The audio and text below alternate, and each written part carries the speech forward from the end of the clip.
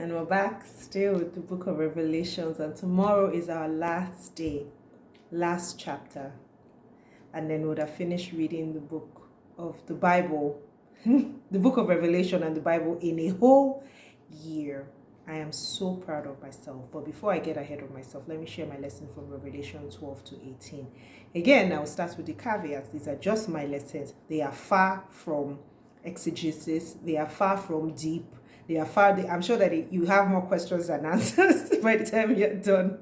But again, I will link to the Revelation Bible study that I've watched and I'm going to watch again to get some insight. And then I also urge you to go to listen to the Bible recap podcast and look at the show notes for articles that may explain some of the things that you may have read that you don't understand. I did quite a lot of research and I still don't understand. So yeah. Anyway, so the woman, these are just some of the things I thought about. So the woman is thought by some people to be Israel, and the crown on her head representing the 12 tribes. Now the red dragon is Satan, and the stars that were swept from the sky were the angels that participated in his rebellion, who along with him were cast out of heaven onto the earth. And then the child that she bore was the incarnate Christ. Now that sea beast, the sea beast storyline was very reminiscent to me with the story of Daniel, when Nebuchadnezzar commanded everyone to worship him, worship his statue. And when Daniel didn't, he was thrown into the lion's den, right? So I picked up a few patterns, in chapter 13 that seem to be recurring, especially with the book of Daniel, with the horns that were on the animal. Remember, horns represent power and leaders. And so I saw some, literal or lateralism between them. Is that a word? Maybe I just made it up. And then the earth beast had a lot of counterfeit things. It was counterfeiting God. It was like a false god because it was made up of a fake trinity, and then he had a false god with false miracles that deceived the people. I beg your pardon, and then gave them the mark of the beast. Now the mark of the beast is taught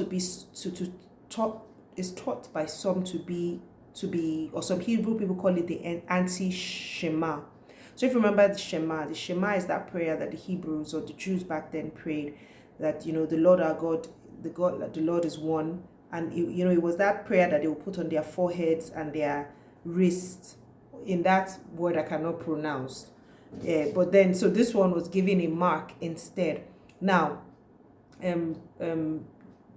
the Hebrew alphabets and letters usually spell out words, and some people try to crack this and said that the number is not like a literal 666, but it actually spells out the name Nero. And if you remember, Nero was that horrible leader of the Roman Empire, and so it was, like giving them his name. So basically what I understood from the explanation was that it was like a mark to be anti what God asked the people of Israel to do, keep his word, and on their heart and on their wrist.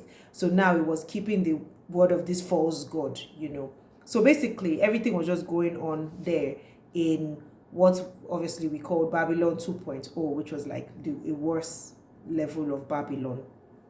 Now, Jesus and the 104,000, which was symbolic of his people in Jerusalem, who were marked by his name, showed that they belonged to him. So that was another thing that made me feel like there was some parallelism. Is that a word? I think I'm making up words today. Between that. So the people of God had their mark, and then the people of not of God, of the enemy, of Satan, of this false god, had their own mark. So some people don't believe that is a literal mark or a chip or anything. It's just, the belief systems. But then, it's, like I said, there's so many different interpretations of this book. So through the persecution and the judgment on the earth, the people of God were called to patiently endure, obey God's commandments, and stay faithful to him. So it will be definitely, I know that the end times will be very hard time for people to really keep their faith, because one, there's a lot of deception going around, because for those who don't know God and are not strong, might actually fall for this false God. That is a counterfeit. So they might look at things, if you don't know things well enough, you can just take it by surface, face value, and be like, oh yes, this is what, which is why I'm so happy that we're reading this Bible, why I'm reading this Bible, and I hope you are doing it, to just get to know God's word, so that when something that it doesn't line up is presented to you, instead of, relying on someone else's word. And I think it's very important, especially now that we know that we are in the end times, to be able to know and have God's word handy. Now, the plagues in the 7 bowls were obviously reminiscent of Egypt, like yesterday.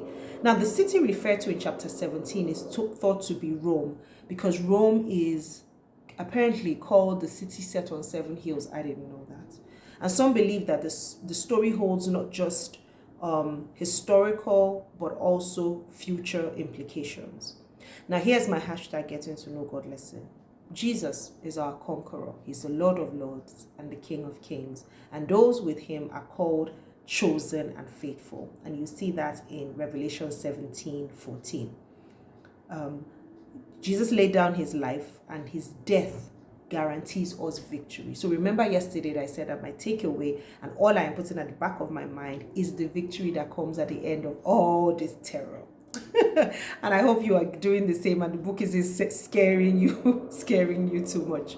So tomorrow will be the last day of me sharing, and I am so excited that tomorrow we'll be reading the last chapters of the Bible. I would have finished reading it in a year, and I look forward to sharing with you then. Have a wonderful day. God bless you.